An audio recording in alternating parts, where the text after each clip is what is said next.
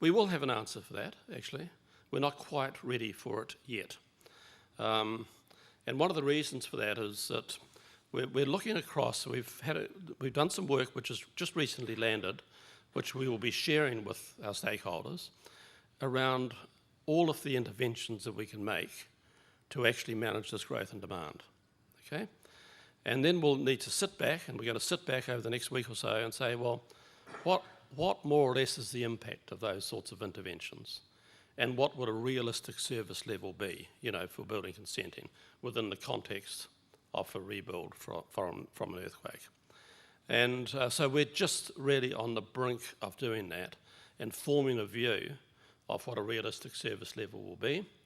One thing we will be is transparent.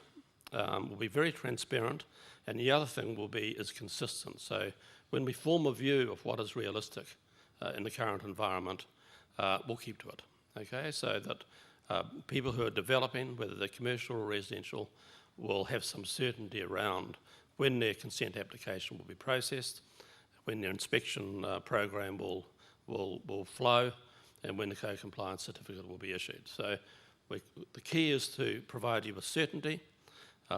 Where the service level ends up, still work in progress, but we're not far off. And I have no difficulty at all in actually indicating what that service level will be explicitly and being held to account for that. No problem with that at all. The only thing I would mention within this context, and don't misinterpret this, but when the 20 days processing requirement was put into the legislation, the public policy underlying that didn't come within the ball's roar of imagining a rebuild from an earthquake, and the thousands and thousands of consent applications that we'll get for that. Now, don't misinterpret me. I'd like to get as close to that statutory level of service as possible, but equally, I think you need to hold in your mind that the public policy underlying that did not envisage the sort of environment we're all grappling with. And we will have capacity constraints in the same way that you will out in the sector.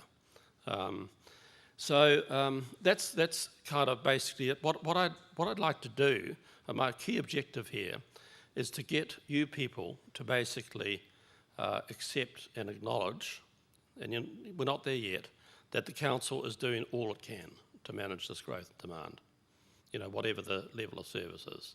And we're open for ideas. We've had the first meeting of a customer advisory group, which is a bit of a new thing for the Christchurch City Council.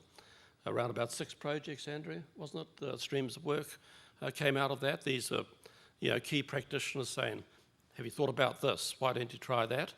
We're up for ideas. But all of those ideas need to be consistent with accurate decision-making, high quality and safe buildings, whether they're houses or commercial premises.